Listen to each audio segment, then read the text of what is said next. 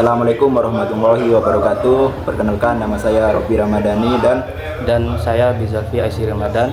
Di sini kami akan menjelaskan tentang input. Input itu apa? Input itu adalah komponen kunci dan interaksi antara pengguna dan komputer. Mereka memungkinkan pengguna untuk memberikan instruksi dan informasi ke dalam sistem. Pengalaman pengguna dan lancar dan efisien. Benar. Definisi dan pentingnya perangkat input. Definisi perangkat input adalah alat yang digunakan untuk memberikan data dan instruksi ke dalam komputer atau sistem elektronik. Kepentingan input memungkinkan interaksi yang intuitif dan efisien antara pengguna dan sistem, meningkatkan produktivitas dan pengalaman. Jenis-jenis perangkat input. Jenis-jenis perangkat itu ada berapa? Jenis-jenis perangkat itu ada 3: perangkat standar, perangkat khusus, dan inovasi baru. Perangkat standar, keyboard, mouse, dan merupakan perangkat input utama yang digunakan dalam sebagai besar sistem. Perangkat khusus, tablet gratis, dan perangkat masukan suara digunakan untuk tujuan tertentu seperti permainan dan desain grafis. Inovasi baru, teknologi dalam perkembangan memperkenalkan perangkat input seperti sensor, gerakan, kontrol, atau suara. Contohnya ada apa aja?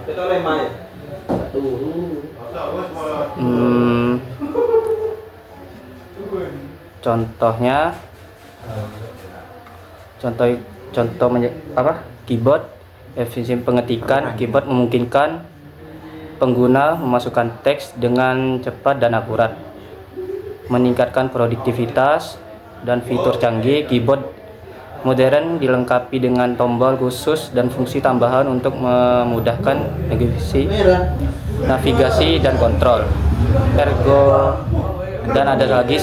Ergonomi. Desain keyboard yang nyaman mengurangi kelelahan dan cedera tangan saat bekerja dalam jangka panjang. Jadi keyboard itu mempermudahkan dalam mengetik, dalam membuat makalah, laporan dan lain-lain juga bisa. Kemudian ada mouse. Kemudian ada mouse untuk mengarahkan dan memilih dengan intuitif, ya betul. Kontrol kursor. Mouse memungkinkan pengguna dengan mudah mengarahkan kursor dan memilihkan item pada layar. Klik dan gulir, tombol klik dan roda gulir di mouse memudahkan interaksi dengan antar muka pengguna. Dan ada satu lagi, dukungan gestur.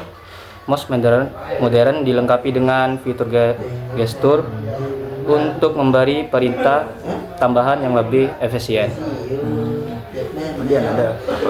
Kemudian ada touchscreen, interaksi langsung dengan layar. Satu itu adalah sentuh dari raba. Touchscreen memungkinkan interaksi intuitif dengan hanya menyentuh atau mengetuk objek pada layar. Gestur canggih 2, gerakan seperti menggesek, menjepit, dan membesarkan kemungkinan kontrol yang lebih luas dan halus.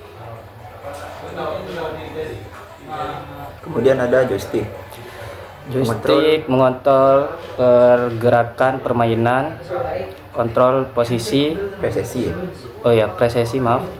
memungkinkan kontrol gerakan yang halus dan presisi ideal dan permainan.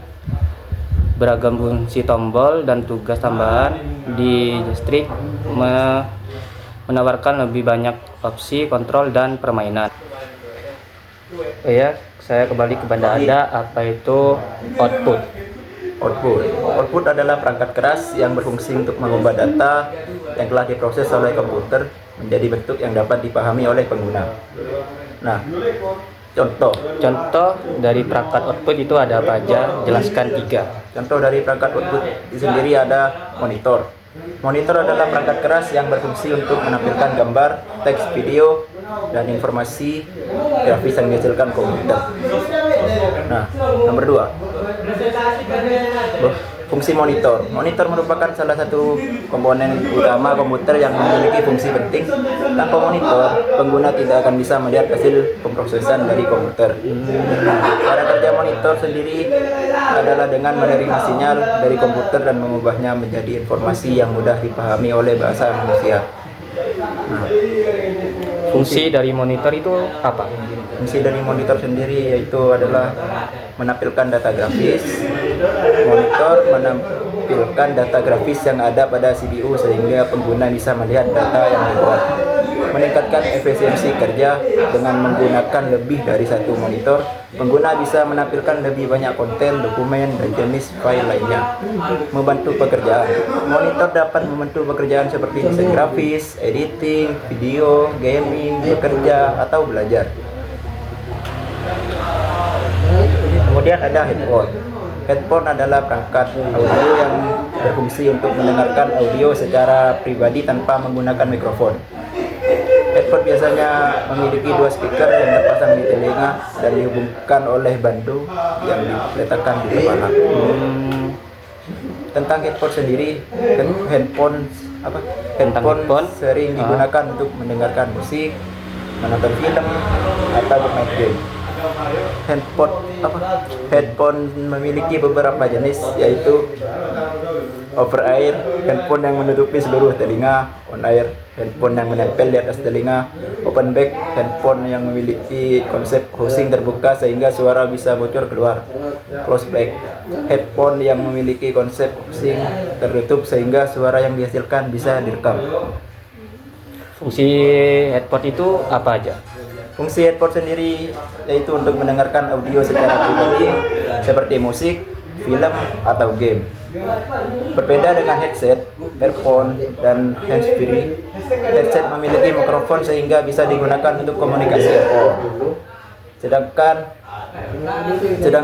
earphone merupakan versi ringkas dari headphone, memiliki bentuk yang lebih kecil dan tidak memiliki mikrofon. Handsfree memiliki fitur tambahan seperti tombol volume, mengganti lagu, dan mengangkat atau mematikan panggilan telepon.